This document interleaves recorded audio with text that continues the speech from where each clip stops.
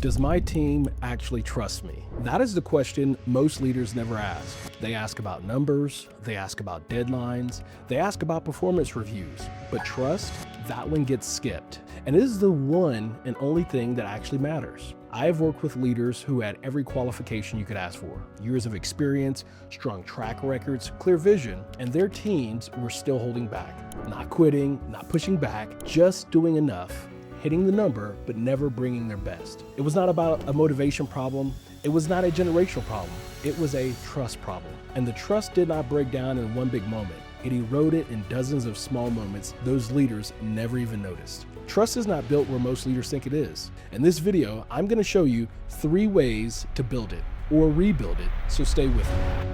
My name is Jason Harris, and I spent nearly 30 years in the United States Air Force flying missions all around the world. Combat operations in Iraq, Afghanistan, and the Horn of Africa, 11 combat deployments, and more than 470 combat missions. Today, I fly the Boeing 777 airplane for American Airlines with nearly 300 people behind me every flight. And I've taken what I learned in the cockpit into companies like Lockheed Martin, Caterpillar, and Ford, and many others. And what I have seen over and over is this: the organizations that win are not the ones with the best strategy. They're the ones where people actually trust each other. And most leaders have never been taught how to build that kind of trust. This video is about building trust, the specific daily behaviors that either build it or quietly destroy it. I'm going to cover 3 things today: where trust is actually built, the gap that destroys it faster than almost anything else, and the one conversation most leaders keep avoiding. So let's get into it. Trust is built in small moments, not big gestures. When I finished aircraft commander school at Little Rock Air Force Base in 2005, I came back to my base in North Carolina as a brand new aircraft commander in the C-130. I was sitting in the left seat now. I was the one signing for the airplanes, and I was responsible for everything. But there was a simple rule that we had. Before they would let you take the airplane beyond the local area, you had to fly 100 hours so they could keep tabs on you and make sure you were doing things the right way.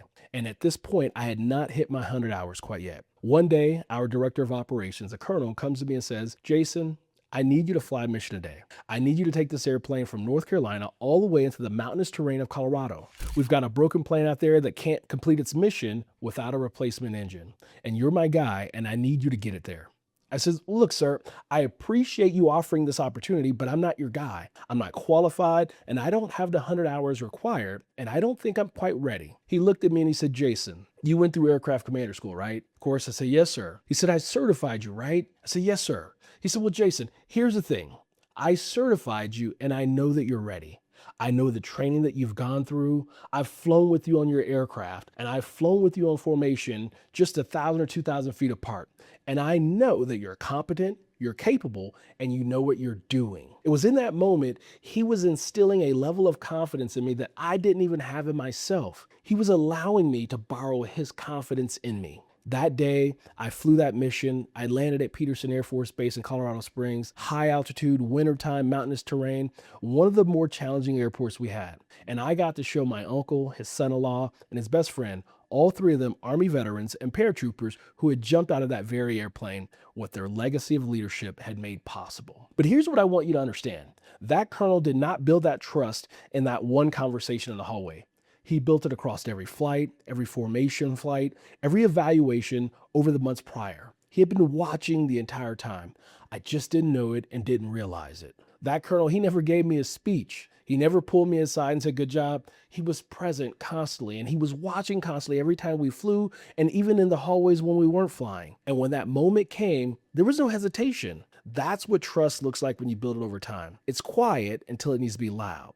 I want you to think about the last time that you walked into one of your team members' workspace and just ask them basic questions. What are you working on? What do you need? How's your family doing? What's got you excited lately? They're not checking progress. It's just checking in with them. That's those moments where you're building trust, where you're just watching quietly or you're just having basic conversations. And they're not just basic conversations, it's actually getting to know them, being interested in them. Sometimes we spend an excessive amount of time focused only on the task, and we spend little to no time focusing on the people. It's in those moments where that trust is actually built. It's in those moments where we get to know who our people really are. In those moments, we're not auditing their outputs. We're just being curious about their world. I promise you, your team, they can sense and they know the difference when you're looking at outputs versus actually being interested in them as a person. And that's where you build trust with people. Over time, I learned to do what I call stay assessments instead of exit interviews. If you're doing an exit interview, I promise you that's too late. By the time someone is actually sitting in the chair in your office in front of your desk, they're already committed to being done or you're committed to them leaving. Either way, it's too late. The question is not why are you leaving? The question is, why are you staying? What makes you stay? What makes you committed to this organization? And what are the things that we're getting right? What are the things that we're doing well within our culture that makes you want to stay here, that makes you want to continue to contribute to this team? Those are far more valuable than any exit interview you could ever do. These stay interviews, they're not done like we do these stay interviews randomly at times. It might be you walk in an office, you check in on that person, see how they're doing, and then you ask them about why they stay, how long they've been there. You ask those types of questions on like a random Tuesday morning or just randomly, and that gives you a true understanding of that individual. That gives you a true understanding of the culture, and then it allows you to have an awareness of a leader, as a leader, of what you could be doing better. Most leaders, they confuse activity with connection. There's the newsletters, there's the all hands meetings, there's the engagement surveys. They do have their place, but those things aren't building trust with the people on your team. It's the showing up in those random moments, being interested in your team. That's where you're actually building trust with your team. That colonel that trusted me with that mission into Colorado Springs, he didn't earn my trust in a single conversation. He earned it across months of just being there, watching, showing up, simple conversations. That is the kind of trust your team is looking for. And if you're not building it in the ordinary moments, it won't be there when the critical moments happen. When was the last time you had a real conversation with someone on your team that was not about a task or deadline? If you can't answer this quickly, that should tell you something. Point number 2, close the say-do gap. The say-do gap, it's the distance between what a leader says and what a leader actually does. And most leaders, they have a much bigger gap than what they actually realize. You say your door is always open, but when someone walks through it, you're glancing at your phone, checking your message while they're talking. You say you trust your team to make decisions, but you jump in, you redirect, and you take control every time they try. You say you value honest feedback, but the last time someone pushed back, they could see the reaction on your face. None of that is malicious, but your team sees every bit of it and they are drawing conclusions. I want you to think about that colonel that sent me on that mission. That colonel that sent me on that mission, he didn't just believe in me, he actually backed it up. He assigned me to that mission and sent me into one of our most challenging airports because he had been watching and he had been evaluating me and he had built up that level of trust. And he also understood and had already assessed my credibility and my competency to get the mission done. There was a level of trust that was built up over time, not in that moment. That colonel, that leader, his words matched his actions. That's what closing that gap actually looks like. This gap, it shows up under pressure. When things are easy, most leaders, they're consistent. When a deadline gets missed or the revenue drops, that's when a team finds out who you really are. It's when the pressure is on, it's when things get hard, it's when the challenges show up. That's when the people find out who you really are as a leader. And that's when you show up as a leader or you show up with that person that has that gap. One of the most common gaps that I see is leaders say that their people are their most important asset. But then when they have a tough quarter, a tough year, people are the first thing they look to cut. I promise you, your team will believe your behaviors far more than your words every single time. Closing the gap, it doesn't mean perfection. It doesn't mean that you have to be perfect as a leader. It means when you cannot follow through, you say it, you admit it. Closing the gap doesn't mean that you have to be perfect. Closing the gap, it means when you can't follow through or you can't actually make something happen, you say it directly and you say it quickly. That honesty, that transparency, that's a simple trust building act that we have to do as leaders. Your team, they don't care what's in your head. They care what comes out with your actions. Every time your words and your behaviors and your actions match, you're making a deposit in the trust bank. Every time they don't, you're making a withdrawal. And when that account hits zero, people will leave. Think about a commitment you made to your team in the last 30 days. Did you follow through? If there's one you did not, what would it take for you to close that gap this week? Point number 3, have the conversation that you've been avoiding. Those hard conversations. This might feel counterintuitive, but avoiding conflict doesn't protect your team. It teaches them that honest, hard communication is not welcome here. Every time you see a performance issue and say nothing, you're telling your team, I do not trust you to handle the truth. Every time you watch tension building and hope it resolves itself, you're making silence the norm. And once that becomes the norm, the real problems, they stay hidden until they're too big to fix. Think about what that colonel did with me and for me.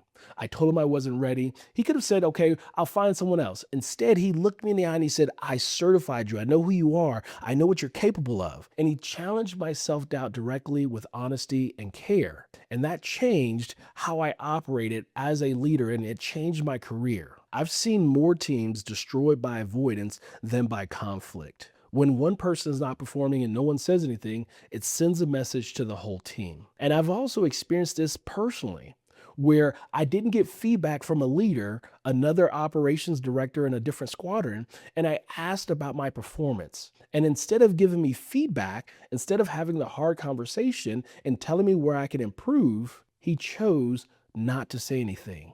And he let me know that he didn't care. He let me know that he didn't want to have the hard conversation. And he let me know that there was a complete lack of trust between the two of us.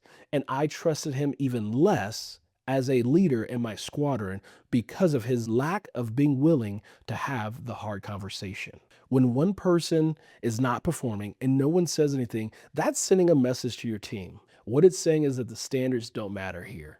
And what that is indicative of is a culture problem, as well as a leadership problem. Accountability, it's not the opposite of trust. It's an expression of trust. When you hold someone accountable, you're saying that I believe you're capable of being better. And when you stay quiet, you're saying, I don't think you can handle it, and I'm not willing to have the hard conversation. The hard conversation that most leaders avoid, it's not the conversation where someone is getting fired. It's the conversations that come before that.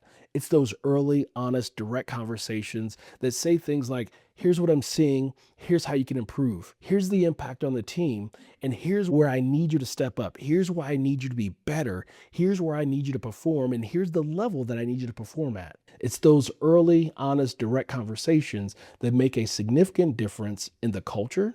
It makes a significant difference for that relationship between that leader and the team member, and it makes a significant difference in how that team member will perform once the challenging, hard conversation is had. When these kind of conversations are done with care, they build character, they build accountability, and they build trust. When you don't have these kind of honest conversations, that's where trust breaks down. That's where the culture of the organization breaks down and is not improved in any kind of way that actually degrades the culture and the trust throughout the organization. Hard conversations are an act of care. They are how you say, I see you, I believe in you, and I respect you too much to pretend that this is fine. The teams that trust their leaders the most are not the teams where everything went smoothly.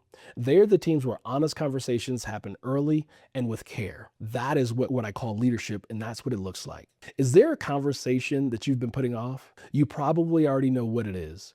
I promise you, the longer you wait, the more it's going to cost you. So let me go ahead and prepare to land this plane, so to speak. There are 3 things we talked about today. First, trust is built in the ordinary moments. The colonel that sent me to Colorado Springs that day, he didn't build trust in one conversation. He built it by showing up consistently, long before the moment mattered. Your team is looking for you to do the same thing. Second, close the say-do gap. Your team is watching what you do, not what you think and intend. Make your actions match your words, especially when it's hard. Third, have the hard conversation. Hard conversations are not a sign of a broken team. They are a sign of a leader who cares enough to be honest. Trust is not something that you announce. It's something that you earn every single day in the choices you make when no one is keeping score. And trust is what I call no-fail trust. If you want to know exactly where you stand as a leader, my team and I have built a free 2-minute leadership assessment. You will get your score immediately, and it will show you where trust might be breaking down on your team. The link is in the description. And if this resonated with you, like, comment, and subscribe. I'm putting out content every week for leaders who are ready to build teams that actually perform. Blue skies, fair winds, and all the best, my friend.